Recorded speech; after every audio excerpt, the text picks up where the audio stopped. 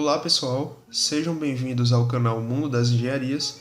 Eu sou o engenheiro Marcos e hoje vou estar trazendo para vocês um vídeo resolvendo dois exercícios sobre circuito RLC, um em série e um em paralelo. Este é o primeiro exercício que nós temos, no qual ele pede para, a partir do circuito RLC ligado em paralelo, acharmos as correntes IR, IL e IC. Na letra B, a corrente total do circuito. Na letra C, a potência ativa do nosso circuito. Temos então a letra A, onde vamos começar achando a corrente IR, IL e IC. Nós sabemos, pessoal, que em um circuito, quando ele se encontra em paralelo, a tensão entre os pontos desse circuito ela vai ser exatamente a mesma. E o que vai ser alterado vai ser a corrente, que nós vamos ter uma corrente passando aqui por cada um dos componentes. Temos aquele famoso triângulozinho então do V e R. E nós vamos a partir dele retirar a fórmula para resolvermos essa letra A, que ele pede exatamente a corrente. Então nossa corrente vai ser I igual a V dividido por R, que é a nossa tensão dividido pela nossa devida impedância. No caso aqui ele dá a nossa resistência de 10 ohms, a nossa indutância de 40 ohms e a nossa capacitância de 22 ohms. Então o nosso IR vai ser a tensão 220 dividido por 10, 22 ampere a corrente, o IL 5,5 ampere e o IC a corrente de 10 ampere. Então com isso nós calculamos todas as correntes.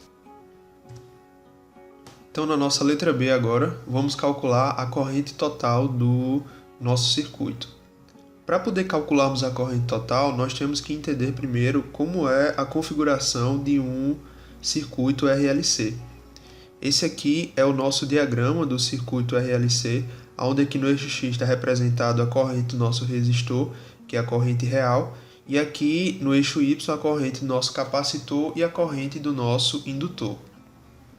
O capacitor, pessoal, ele gera uma defasagem de 90 graus da corrente com relação à nossa tensão, que é a mesma. E essa defasagem ela é adiantada.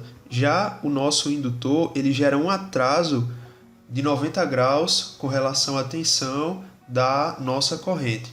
Ou seja, eles têm efeitos exatamente opostos. Então, no final das contas, nós vamos ter que somar os dois para saber qual é o efeito que vai prevalecer, para saber se o nosso circuito ele é capacitivo ou se o nosso circuito ele é indutivo.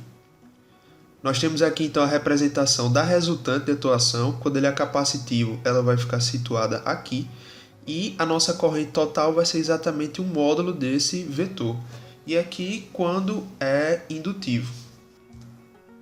Então a nossa fórmula aqui para calcular a nossa corrente total vai ser essa, que ela é nada mais nada menos do que o teorema de Pitágoras, porque nós queremos calcular o módulo desse vetor, e esse vetor ele é a hipotenusa, e esse aqui são dois catetos.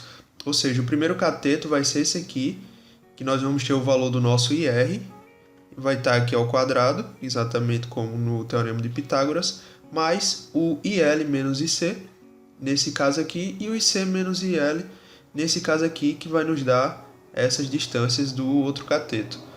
Como vai estar o valor ao quadrado, no final esse valor aqui ele vai estar mais independente do sentido da predominância do nosso circuito.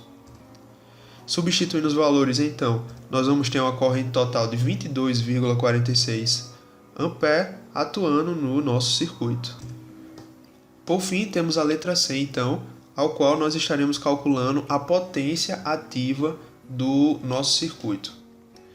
Como eu mostrei para vocês agora o diagrama, a potência ativa ela vai ser achada a partir desse ângulo aqui de defasagem devido às reatâncias existentes no nosso circuito. E como é que a gente vai achar o valor desse ângulo? Exatamente pelo arco tangente. Por quê? A tangente desse ângulo aqui vai ser cateto oposto sobre cateto adjacente. Cateto oposto, IC menos IL, porque o nosso sistema ele tem a predominância do capacitor, dividido pelo nosso IR, que é exatamente o cateto adjacente. Com isso, nós teremos a tangente. Se a gente coloca na função do arco tangente, vamos achar o ângulo. Substituindo os valores, então, temos um ângulo de 11,56 graus. Para nós calcularmos a potência agora, ele quer saber a potência ativa. A potência ativa para a gente é esse P aqui, o S é a nossa potência aparente e o Q é a nossa potência reativa. Para poder calcularmos o nosso P, nós vamos ter que transformar a nossa potência aparente em potência ativa a partir de um fator de potência. Qual vai ser esse fator de potência? Vai ser exatamente o cosseno desse ângulo aqui de defasagem, que é exatamente o mesmo ângulo que esse aqui. Por quê? Se a gente for para o Pitágoras aqui, para transformar esse S em P, é só multiplicar pelo cosseno. Exatamente por isso, o nosso fator de potência é o cosseno desse ângulo.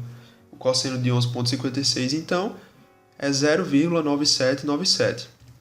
E a partir daí, nós podemos calcular a nossa potência P. A potência é calculada através dessa fórmula, que é a tensão vezes a corrente total vezes o fator de potência. Substituindo os valores pelo que nós temos, chegamos então a uma potência de 4,84 kVA.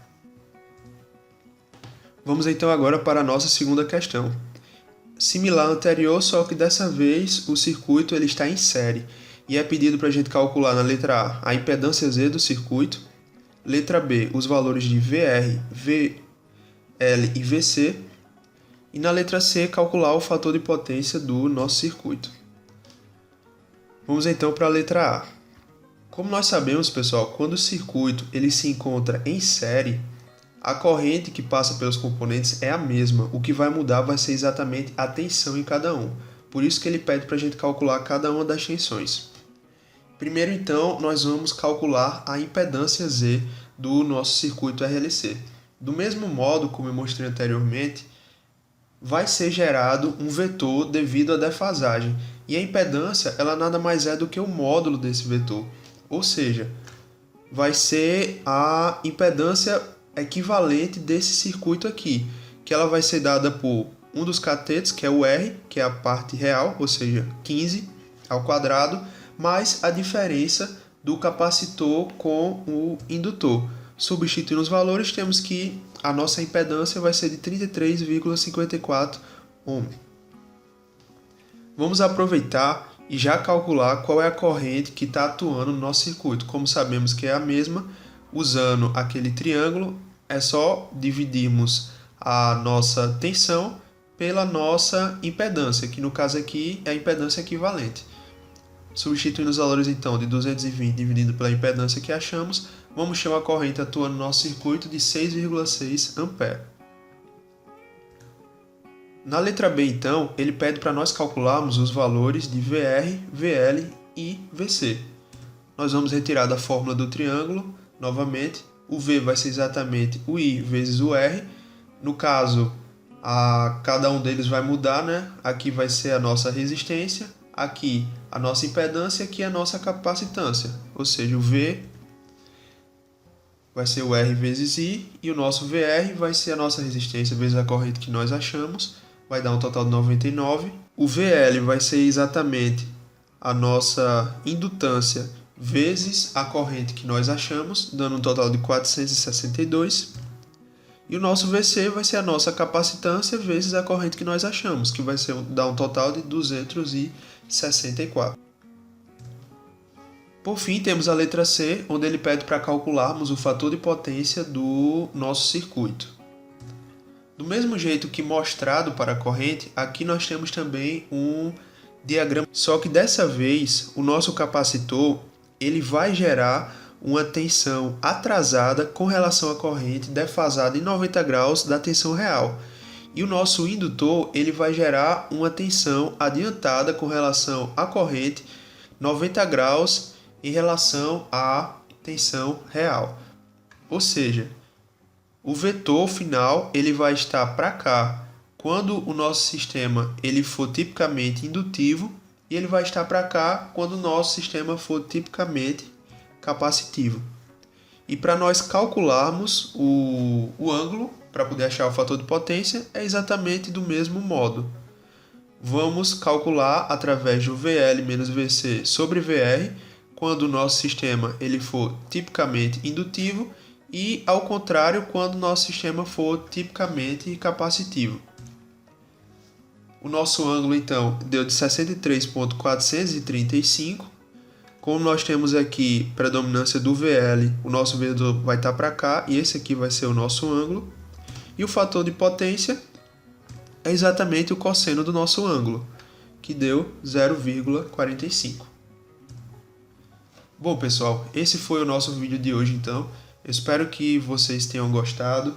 Qualquer dúvida podem perguntar nos comentários. Se tiver alguma sugestão de vídeo para que eu faça, postem aí que eu estarei fazendo, tentando contribuir um pouco mais com o conhecimento de vocês. Então é isso. Até o próximo vídeo. Não se esqueça de deixar o seu joinha se você gostou desse vídeo. Se inscreva no canal para receber outros vídeos. Até a próxima então. Um grande abraço.